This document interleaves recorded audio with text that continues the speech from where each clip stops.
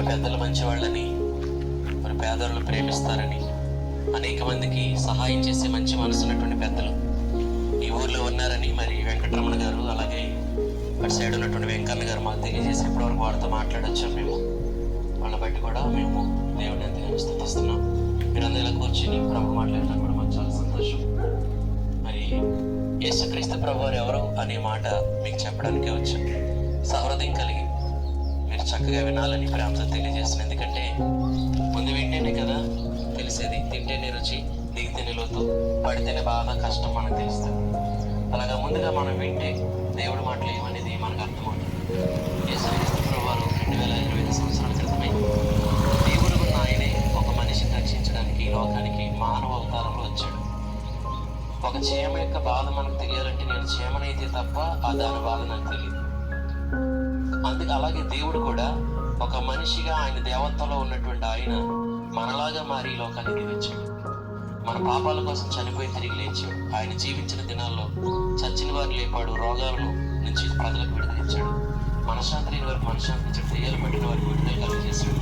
తన జీవితం అంతా కూడా ప్రజల కోసమే త్యాగం చేసిన గొప్ప దేవుడు. ఆయన మనందరి పాపాల కొరకు కలువరి శిలువలో మరణించడానికి ఈ లోకానికి దిగి వచ్చాడు. చనిపోయి 3వ దినాన తిరిగి లేచాడు. సృష్టి మీద, రోగాల మీద, దెయ్యాల మీద, మరణం మీద, సమాధి మీద అధికారం కలిగిన మంచి దేవుడు యేసుక్రీస్తు ప్రభువారు. మన జీవితంలో చేయాల్సిన పని ఏంటో, ఒక మనిషికి చనిపోయిన తర్వాత ఉండాల్సిన జీవితం ఏంటో ఆయన చాలా అద్భుతంగా వివరిస్తూ వచ్చాడు. స్వర్గం ఉంది, నరకం ఉందని మనకు తెలుసు, కానీ నరకం నుంచి ఎలా తప్పించబడాలో మనకు తెలియదు, పరలోకం ఎలా చేరుకోవాలో మనకు తెలియదు. యేసు ప్రభు ఆ విషయం చెప్పాడు. ఈ ఊరు ఆ ఊరు దాటాలంటే మధ్యలో ఒక వంతునుంటే, అది అగాధం ఉందనుకోండి, అది దాటాలంటే మన సాయశక్తులు అవ్వదు.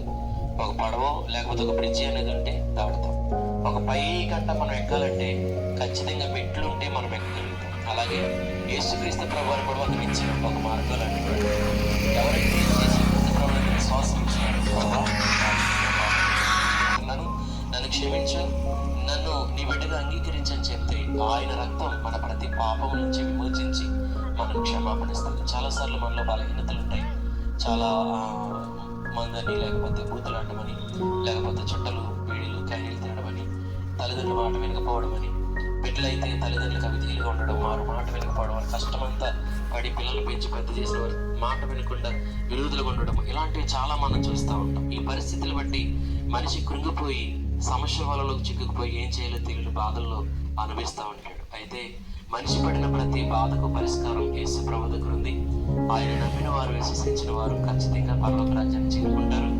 ఏ క్షణం ఇక్కడ వాడుతున్న నేను మాట్లాడే మైకి, మన ఫోన్లోకి, అన్నింటికి గ్యారంటీ ఉంది, కానీ మనిషి ప్రాణానికి గ్యారంటీ లేదు, ఎప్పుడూ లేదు. మనం ఒక మంచి ఎవరైనా ఒక వ్యక్తి చచ్చిపోతే వెంటనే మనం అంటాము, అయ్యో వెళ్ళిపోయేవా నా తమ్ముడా, నా కొడుక, నాని అని ఏడుస్తాం. కానీ మనిషి అక్కడే ఉంటాడు. కానీ వెళ్ళిపోయింది ఏంటి? ఆత్మ.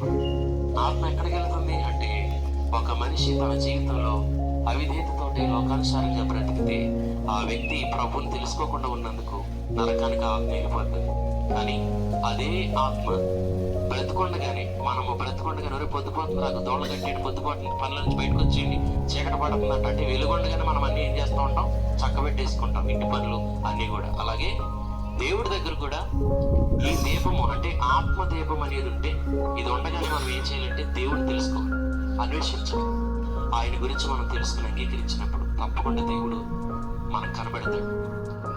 మనలో ఉన్నటువంటి పాప పైకిలో జన్మ పాపం, కర్మ పాపం సమస్తం కూడా దేవుడు తొలగించి మనకు సంపూర్ణమైనటువంటి రక్షణ, మారు మనసు యేసు ప్రభు కలుగు చేస్తాడు. ఈ విషయం చెప్పడం కొరకు ప్రజలందరికీ, ఆయన నమ్ముకున్న పిల్లలకి ఈ భారం ఇచ్చాడు. ఎక్కడి నుంచో వచ్చి మీకు చెప్పడానికి గల కారణం ఏంటి? మీరు కూడా నశించుకోకూడదు, మీరు కూడా నరకానికి వెళ్ళకూడదు, మీరు కూడా నిత్యగా చేరుకోవాలి. భూమి మీద ఉండగా సుఖ సంతోషము, సమాధానము, దీవెన.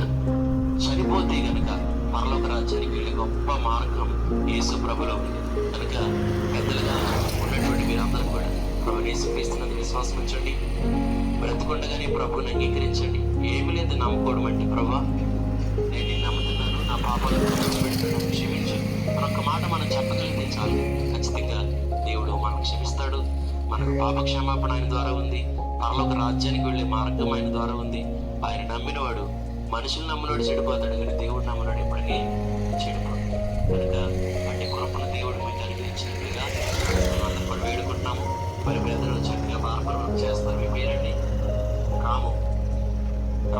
ఒక వ్యక్తి అంట ఒక పాస్టర్ గారు, నాలాంటి పాస్టర్ గారు వెళ్ళి క్రాప్ వేయించుకుంటా వెళ్ళి కూర్చుంటే, ఆ పాస్టర్ గారు క్రాప్ వేయించుకుంటా వెళ్ళి కూర్చున్న తర్వాత జరిగిన విషయం ఏంటంటే, దైవజనుడు భగత్ సింగ్ అనేటువంటి ఆయన ఒక పిచ్చ ఆయన తలంతా కూడా అండ్ల కట్టేసుకుని బట్టలు సరిగ్గా లేకుండా అతను చాలా బాధతోటి ఇల్లంతా కూడా పుల్లడిపోయి దారంట నడుచుకుంటా వెళుతున్నటువంటి వ్యక్తి, ఒక మెంటల్ పేషెంట్ వెళ్తున్నాడంట.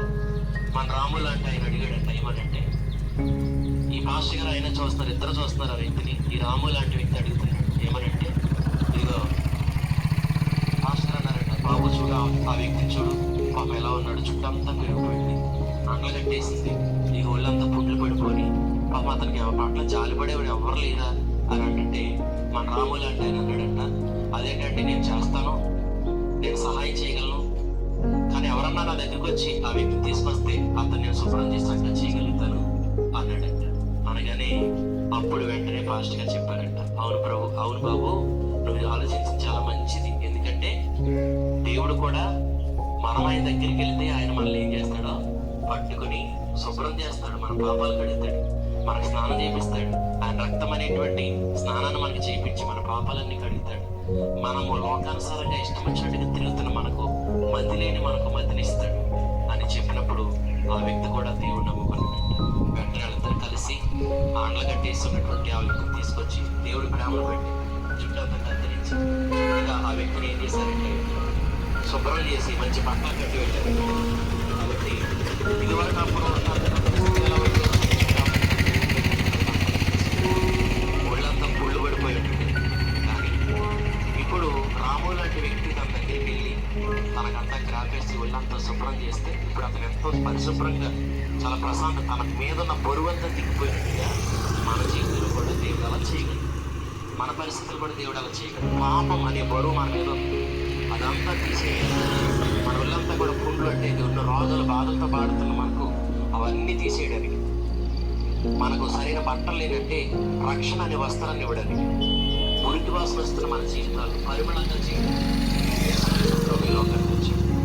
ఆయన మన కొరకు చనిపోయి తిరిగి లేచిన పరిశుద్ధుడైన ఏకైక దేవుడు. అందుకే ఆయన విశ్వసిస్తే మీరు మీ కుటుంబాలు బాగుంటారు, మీరు నిత్యరాజ్యానికి చేరాలి అనేటువంటి ఒక ఆశతో ఈ మాటలను మేము చెప్తున్నాము.